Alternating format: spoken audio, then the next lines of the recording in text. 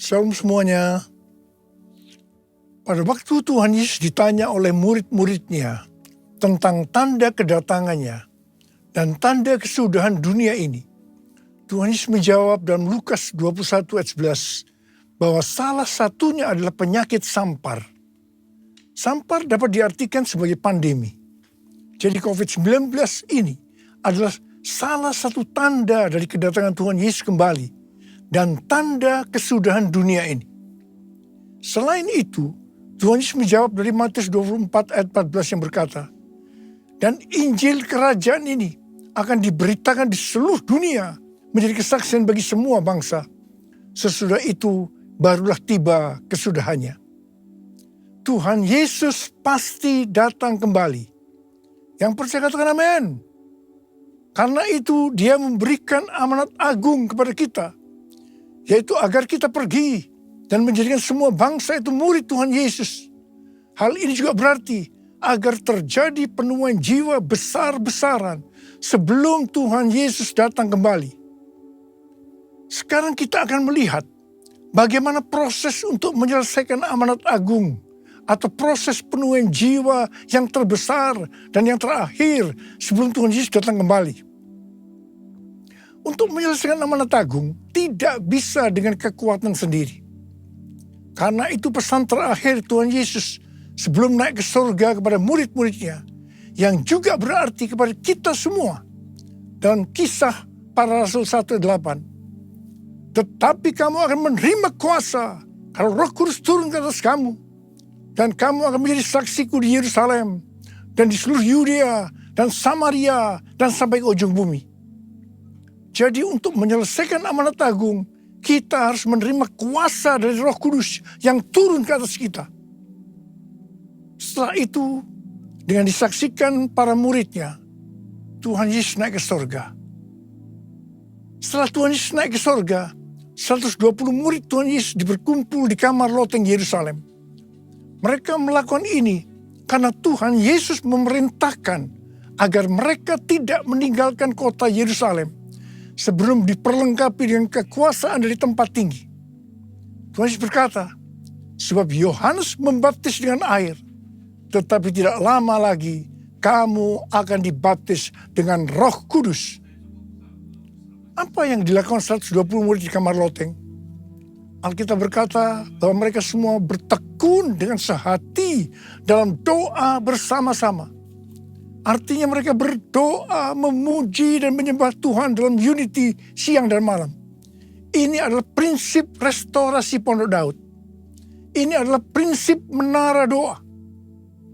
Setelah 10 hari mereka melakukan hal ini, maka pada hari raya Pentakosta, tiba-tiba turunlah dari langit suatu bunyi seperti tiupan angin keras yang memenuhi seluruh rumah di mana mereka duduk. Dan tampaklah lidah-lidah seperti nyala api yang bertebaran dan hinggap pada mereka masing-masing. Maka penuhlah mereka dengan Roh Kudus. Lalu mereka mulai berkata-kata dalam bahasa-bahasa lain seperti yang diberikan oleh Roh itu kepada mereka untuk mengatakannya. Itu adalah bahasa Roh. Jadi tanda awal orang yang dibaptis dengan Roh Kudus adalah mereka akan berbahasa Roh. Apa yang terjadi setelah murid-murid Tuhan Yesus dipenuhi dengan Roh Kudus? Hal yang pertama, Petrus berkhotbah sekitar 5 menit. Dan kira-kira 3.000 orang bertobat dan dibaptis. Wow! Petrus berkhotbah dengan kuasa Roh Kudus. Pada zaman itu, populasi penduduk dunia sekitar 255 juta orang. Sekarang penduduk dunia sekitar 8 miliar. Jadi 3.000 orang yang bertobat dan dibaptis pada waktu itu setara dengan sekitar 94.000 orang pada saat ini. Saya percaya hal ini juga bisa terjadi pada saat ini. Yang percaya katakan amin. Hal yang kedua, setelah murid-murid Tuhan Yesus dipenuhi dengan Roh Kudus, mereka dipakai untuk menyatakan tanda-tanda dan mujizat. Sehingga banyak orang yang bertobat. Petrus dan Yohanes menyembuhkan orang lumpuh sejak lahir. Bayangan Petrus bisa menyembuhkan orang sakit. Sapu tangan atau kain yang pernah dipakai Paulus, jika diletakkan pada orang sakit, atau dirasuk setan, maka orang itu akan sembuh. Dalam Markus 16 ayat 15 sampai dengan 18, Tuhan Yesus berkata bahwa kalau kita pergi untuk memberitakan Injil, maka tanda-tanda dan mujizat akan menyertai kita. Sejak tahun 2006 saya diperintahkan oleh Tuhan untuk mengadakan kebaktian kesembuhan ilahi. Selama 13 tahun saya sudah mengadakan 318 kali kebaktian kesembuhan ilahi. Setiap kali saya berkhotbah, pasti saya memberitakan Injil. Tanda-tanda dan mujizat terjadi. Saya diizinkan Tuhan untuk melihat dan mengalami mujizat seperti yang dilakukan oleh Tuhan Yesus 2000 tahun yang lalu. Hal yang ketiga, setelah murid-murid Tuhan Yesus dipenuhi dengan Roh Kudus, maka cara hidup mereka berubah. Sehingga banyak orang yang bertobat. Yang pertama, mereka bertekun dalam pengajaran rasul-rasul dan dalam persekutuan. Bagi kita, ini juga bisa diartikan mereka suka membaca Alkitab. Mazmur 119 ayat 105 berkata, "Firman-Mu itu pelita bagi kakiku dan terang bagi jalanku." Kalau kita suka membaca Alkitab, itu akan menuntun jalan hidup kita. Hidup benar sesuai dengan firman Tuhan. Kita akan menjadi orang yang berintegritas. Dan itu akan membuat orang lain bertobat. Yang kedua, perubahan cara hidup yang membuat banyak orang bertobat adalah mereka selalu berkumpul, memecahkan roti dan berdoa. Ini bisa diartikan mereka hidup dalam unity dan suka berdoa. Hari-hari ini saya melihat melalui menara doa bahwa ada doa, pujian, dan penyembahan dalam unity siang dan malam. Saya percaya kalau Tuhan sudah berikan kepada kita beban untuk berdoa seperti ini, maka ini merupakan tanda bahwa Pentakosta ketiga yang dahsyat akan turun dan akan terjadi penuaian jiwa yang terbesar dan yang terakhir sebelum Tuhan Yesus datang kembali. Yang ketiga, perubahan cara hidup jemaat yang membuat banyak orang bertobat, yaitu karena mereka suka memberi sehingga tidak ada yang berkekurangan. Dalam kondisi krisis ekonomi akibat pandemi dan juga perang, hari-hari ini justru Tuhan Yesus menghendaki agar kita suka memberi. Alkitab berkata, adalah lebih berbahagia memberi daripada menerima. Lukas 6 ayat 38 berkata, "Berilah dan kamu akan diberi. Suatu takaran yang baik, yang dipadatkan, yang digoncang, dan yang tumpah keluar akan dicurahkan ke dalam ribaanmu. Sebab ukuran yang kamu pakai untuk mengukur akan diukurkan kepadamu." Yang keempat, perubahan cara hidup jemaat yang membuat banyak orang bertobat, yaitu mereka selalu bergembira dengan tulus hati sambil memuji Allah. Hidup dengan tulus hati artinya hidup sebagai orang yang berintegritas. Jadi perubahan-perubahan yang terjadi dalam cara hidup jemaat yang membuat banyak orang bertobat adalah mereka suka membaca Alkitab. Mereka suka berdoa. Mereka hidup dalam unity. Mereka suka memberi. Mereka suka memuji Allah dan bergembira. Tulus hati atau hidup berintegritas. Dikatakan bahwa mereka disukai semua orang. Dan tiap-tiap hari jumlah orang yang diselamatkan bertambah. Haleluya! Haleluya! Terpujilah Tuhan. Haleluya! Terpujilah Tuhan. Haleluya! Terpujilah Tuhan.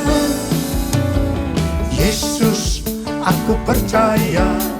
Yesus, aku percaya. Yesus, aku percaya. Yesus, aku percaya. Kau pulihkan, sembuhkan, mujizat di dalam hidupku. Haleluya. Haleluya. Haleluya.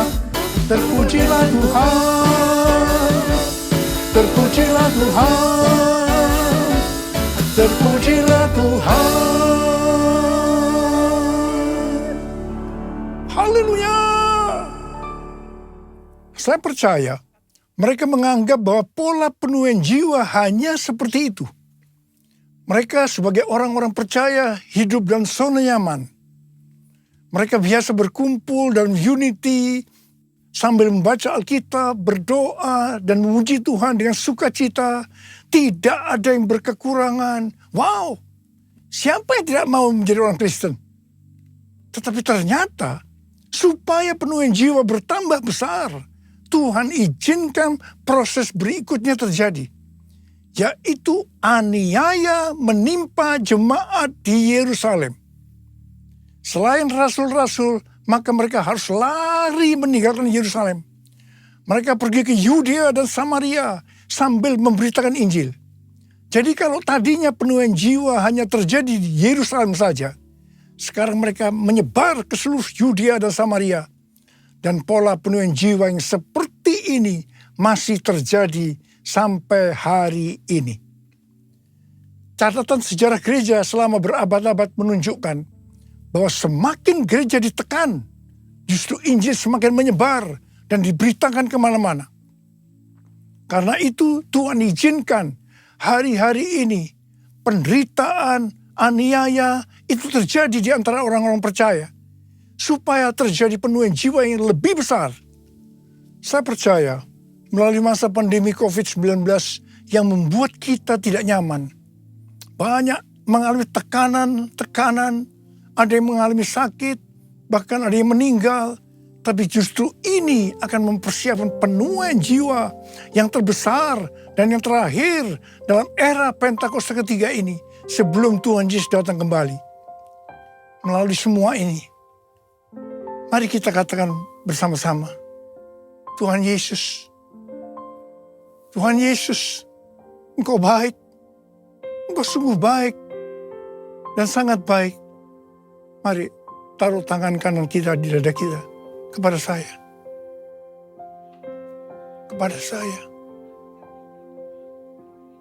Yesus, Engkau baik, sungguh baik, sangat baik. Yesus, Engkau baik, sungguh baik, sangat baik. Kasih-Mu tak berkesudahan.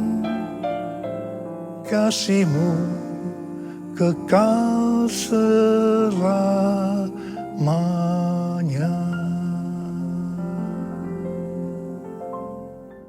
Ternyata pola penuaian yang terjadi di atas belum menyelesaikan rencana Tuhan, karena selain penuaian jiwa harus terjadi di Yerusalem, seluruh Yudea dan Samaria, tetapi juga harus sampai ke ujung bumi. Tuhan mempunyai cara untuk membuat penuaian jiwa itu sampai ke ujung bumi, yaitu dengan terjadinya perubahan paradigma dalam pelayanan. Selama ini pengertian tentang keselamatan hanya untuk orang-orang Yahudi saja. Tetapi melalui peristiwa Kornelius, di mana Petrus diutus oleh Tuhan untuk mendatangi Kornelius yang bukan orang Yahudi, untuk memberitakan jalan keselamatan, akhirnya mereka mengerti bahwa ternyata keselamatan bukan hanya untuk orang-orang Yahudi saja, tetapi untuk semua bangsa. Dan ini mengakibatkan terjadinya penuaian jiwa besar-besaran. Haleluya!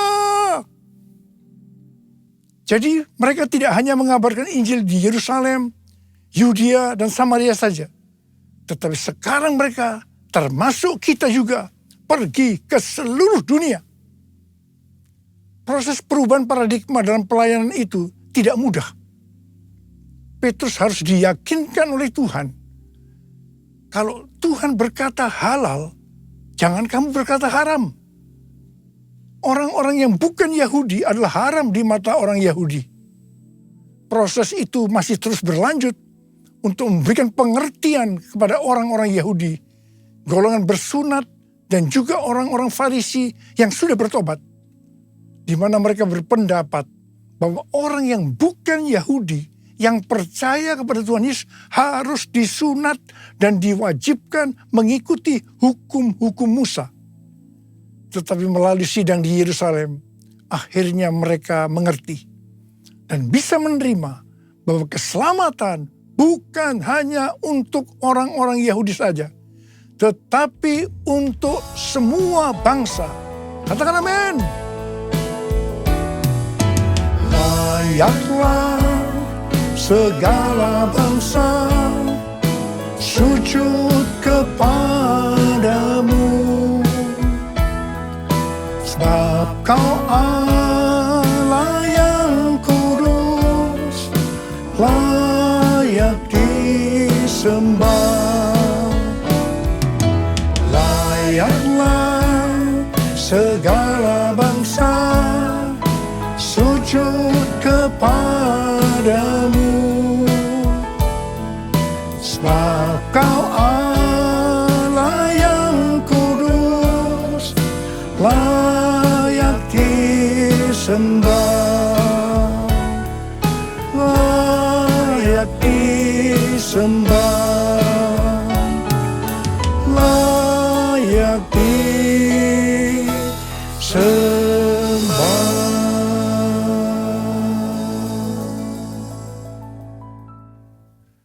Kita diingatkan bahwa tema tahun 2022 yang lalu adalah tahun paradigma yang baru. Di sini Tuhan mengingatkan bahwa untuk menyelesaikan amanat agung, kita akan dituntun oleh Roh Kudus untuk menggunakan paradigma yang baru atau cara-cara yang baru. Tahun 2023 adalah tahun untuk bangkit dan jadi pemenang. Kita harus lebih peka terhadap tuntunan Tuhan supaya menjadi pemenang. Pada awal pelayanan saya termasuk salah seorang yang dipakai oleh Tuhan untuk melakukan paradigma yang baru dalam pelayanan untuk menyelesaikan amanat agung. Sebagai contoh, dalam hal membuka gereja baru. Dalam hal cara ibadah dengan doa, pujian, dan penyembahan. Dalam hal tempat ibadah yang dilakukan bukan di gedung gereja dan lain-lainnya. Semua itu selalu diawali dengan pro dan kontra. Sama dengan yang terjadi pada waktu zaman kisah para rasul tadi. Pada tahun 2009, Tuhan berbicara kepada saya bahwa Tuhan akan mencurahkan Roh Kudus sehingga akan terjadi pencurahan Roh Kudus yang dahsyat. Pada saat Roh Kudus dicurahkan, akan terjadi peristiwa seperti yang terdapat dalam Yoel 2 ayat 28 sampai dengan 32. Di sini disebutkan bahwa pada saat Roh Kudus dicurahkan, akan ada 3 tanda yang terjadi. Tanda pertama, sesuai dengan Yoel 2 ayat 28 dan 29, bahwa anak-anak, pemuda, dan orang tua akan dipakai oleh Tuhan secara luar biasa. Amin. Tanda yang kedua, sesuai dengan Yoel 2 ayat 30, maka akan terjadi mujizat yang luar biasa. Tanda ketiga, sesuai dengan Yoel 2 ayat 31, maka akan terjadi goncangan-goncangan yang dahsyat. Dengan adanya 3 tanda ini, maka Yoel 2 ayat 32 akan digenapi. Akan banyak orang yang berseru kepada nama Tuhan. Dan mereka yang berseru kepada nama Tuhan akan diselamatkan. Ini berarti akan terjadi penuaian jiwa yang besar. Roh Kudus, Kau hadir di sini. Roh Kudus, ku mengasihimu.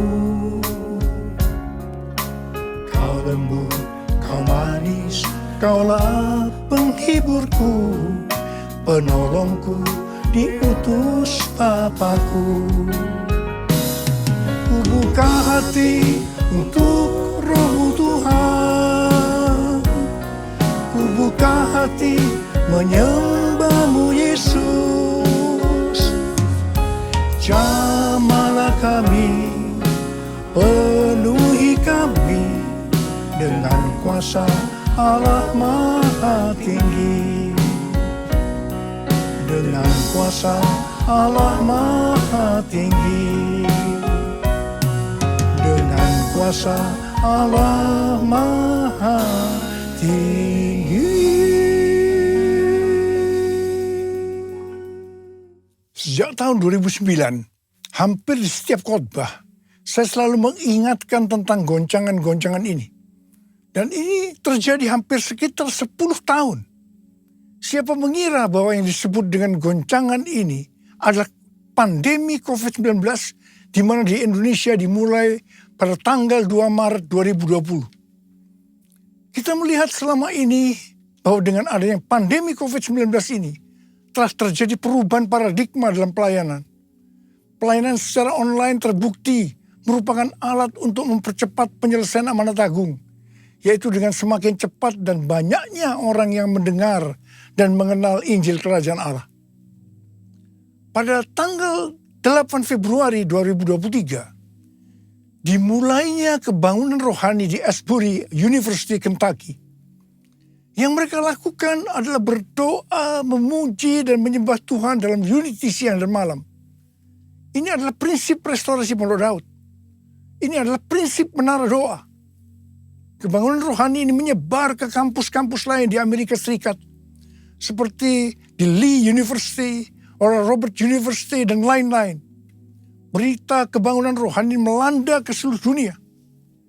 Revival di Asbury University ini merupakan bagian dari penggenapan Pentakosta ketiga, di mana Tuhan melawat generasi Yeremia, yaitu anak-anak muda yang dipenuhi Roh Kudus, cinta mati-matian kepada Tuhan Yesus, tidak kompromi terhadap dosa, dan akan memenangkan banyak jiwa. Melalui revival di atas ini, Tuhan menunjukkan bahwa pola penuhin jiwa ke depan ini, saya percaya sampai dengan Tuhan Yesus datang kembali, adalah melalui menara doa. Doa, pujian, dan penyembahan bersama-sama dalam unity siang dan malam. Pelayanan seperti ini di kampus-kampus sudah berakhir. Tetapi Tuhan sedang memunculkan di Amerika Serikat yang disebut dengan Third Pentecost Azusa Street Prayer Tower, di mana pada tanggal 14 dan 15 April sudah diresmikan, sudah didedikasikan. Azusa Prayer Tower adalah tempat untuk berdoa bagi kebangunan rohani global Pentakosta ketiga. Pelayanan dan pelatihan di dalam pusat kota Los Angeles, California. Lokasinya adalah 156 kaki, sekitar 46,6 meter dari Azusa Street Revival yang dipimpin oleh William Seymour tahun 1906. Azusa Prayer Tower ini adalah penggenapan nubuatan dari Cindy Jacob bahwa gerakan Pentakosta ketiga ini dimulai dari timur ke barat, dan barat ini adalah Amerika Serikat. Dari Amerika Serikat akan menyebar ke seluruh dunia dan kembali ke Yerusalem. Banyak hamba Tuhan mendapatkan bahwa kita harus memperhatikan dengan seksama untuk 10 tahun ke depan, yaitu sampai dengan tahun 2033. Tahun 2033 adalah peringatan penginjilan yang ke-2000 tahun. Peringatan kematian, kebangkitan, dan kenaikan Tuhan Yesus ke sorga yang ke-2000 tahun. Juga peringatan pencurahan Roh Kudus yang berarti peringatan hari ulang tahun gereja yang ke-2000 tahun. Visi yang didapatkan oleh Empower 21 adalah pada hari Pentakosta 2033, setiap orang akan mendapatkan kesempatan untuk berjumpa secara otentik dengan Tuhan Yesus melalui kuasa dan kehadiran Roh Kudus. Rick Warren dari Southern Baptist Church mendapatkan bahwa tahun 2033 adalah goal untuk menyelesaikan amanat agung. Untuk menyelesaikan amanat agung tidak bisa dengan kekuatan sendiri, tetapi harus dengan kuasa Roh Kudus. Karena itu kita harus dipenuhi Roh Kudus. Ada berapa banyak di antara saudara yang merindukan, Tuhan, saya mau dipakai oleh Tuhan untuk menyelesaikan amanat agung. Mari angkat tangan saudara. Katakan bersama saya, penuhiku, penuhiku dengan hadirat-Mu. urapiku, urapiku dengan minyak kudus-Mu. Katakan sekali lagi. Penuhiku, penuhiku dengan hadirat-Mu. Urapiku, urapiku dengan minyak kudus-Mu. Uriala basyara barakana marabarakana marabala balabala. Uriala la la la bala bala bala bala bala bala bala bala. Uriala la la la bala bala bala bala. Penuhi kami dengan Roh-Mu Tuhan. Penuhi kami, urapi kami Tuhan. Urapi kami, berikan kami kuasa Roh Kudus untuk menyelesaikan amanat agung Tuhan Yesus. Uriala bala bala bala bala bala bala bala bala. Terima.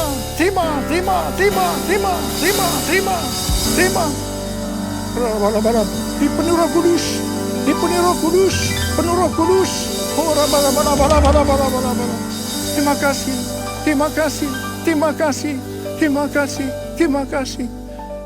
Terima kasih Abba. Dalam nama Yesus. Amin.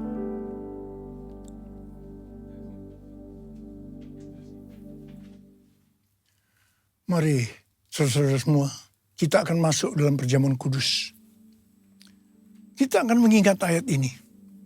Sebab setiap kali kamu makan roti ini dan minum cawan ini, kamu memberitakan kematian Tuhan sampai Ia datang. Perjamuan kudus adalah perjamuan Tuhan Yesus sendiri. Setiap kali kita masuk dalam perjamuan kudus, Tuhan Yesus selalu berkata kepada kita, biarlah ini menjadi peringatan akan aku. Karena itu, mari, arahkan hati kita kepada kebaikan Tuhan. Kita akan mengingat kebaikan Tuhan. Mari tundukkan kepala. Bapa, siapakah kami sebelum kami mengenal Engkau? Kami semua orang berdosa. Upah dosa adalah maut, mati. Tempatnya di neraka. Tapi Engkau yang tidak berdosa telah dijadikan dosa oleh karena kami. Engkau harus turun dari surga mulia. Mati ganti kami dengan penderitaan yang luar biasa. Sungguh kalau kami pikirkan ya Tuhan, betapa baiknya Engkau itu. Engkau jadikan kami sebagai anak-anak-Mu. Engkau berkati, Engkau tuntun, Engkau bela, Engkau sembuhkan kami. Engkau penuhi kami dengan Roh-Mu. Terima kasih Bapak. Engkau juga tegur kalau kami salah ya Tuhan. Engkau hajar kami. Itu Engkau ya Abba. Itu Engkau ya Abba. Tuhan akan memberkati kita semua melalui perjamuan kudus. Tapi Tuhan mau kita makan dan minum dengan cara yang benar. Karena itu masing-masing berdoa. Introspeksi. Lihat keadaan dirimu masing-masing. Jangan menyimpan dosa. Kalau ada dosa yang Tuhan ingatkan saat ini, langsung minta ampun. Minta ampun, minta ampun. Supaya kita diberkati. Supaya kita diberkati oleh Tuhan. Ampuni saya Tuhan. Ampuni anak-anak-Mu semua. Ampuni kami semua ya Tuhan. Ampuni. Bapa layakkan kami untuk masuk dalam perjamuan kudus. Kami akan masuk dalam perjamuan kudus dengan hati yang penuh dengan ucapan syukur. Dalam nama Yesus kami berdoa. Amin.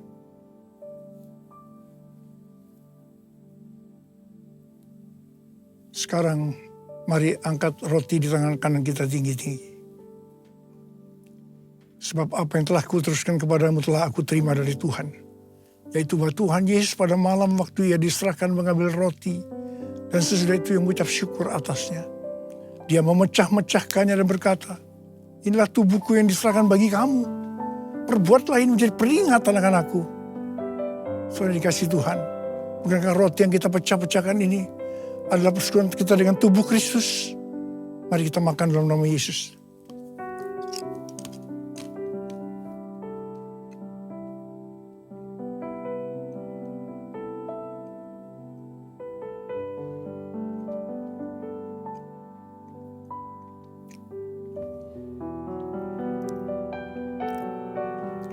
angkat cawan di tangan kanan kita tinggi-tinggi. Demikian juga ia mengambil cawan sesudah makan lalu berkata, cawan ini adalah perjanjian baru yang dimeteraikan oleh darahku. Perbuatlah ini setiap kali kamu meminumnya, menjadi peringatan akan aku. Saudara yang kasih Tuhan, bukankah cawan pengucapan syukur yang atasnya kita ucapkan syukur adalah persekutuan kita dengan darah Yesus? Mari kita minum dalam nama Yesus.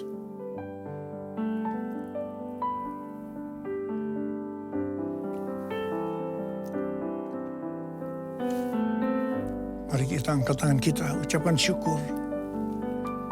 Dan terima kasih kepada Tuhan dengan suara, jangan diam. Tuhan terima kasih ya Tuhan. Tuhan terima kasih ya Tuhan. Terima kasih ya Tuhan, terima kasih. Terima kasih ya Tuhan, terima kasih. Terima kasih ya Tuhan. Terima kasih ya Tuhan. Apa? Uralaba sikaralaba. Ada yang sakit? Angkat tangan saudara. Tuhan, Kau melihat tangan-tangan yang terangkat. Mereka sedang sakit. Mereka mengalami masalah demi masalah. Dalam nama Yesus, sembuh. Terjadi kesembuhan saat ini. Sembuh dalam nama Yesus. Sembuh dalam nama Yesus. Sembuh. Sembuh. Oh Tuhan, terima kasih. Terima kasih.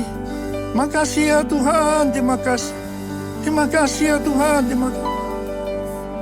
Terima kasih Yesusku. Terima kasih Yesusku. Puji syukur hanya bagi Tuhanku. Terima kasih Yesusku. Terima kasih Yesusku. Puji syukur hanya bagi Tuhanku. Terima kasih. Terima kasih Yesusku. Terima kasih Yesusku. Puji syukur hanya bagi Tuhanku. Terima kasih Yesusku. Terima kasih Yesusku. Puji syukur hanya bagi Tuhanku. Puji syukur hanya bagi Tuhanku. Puji syukur hanya bagi Tuhanku.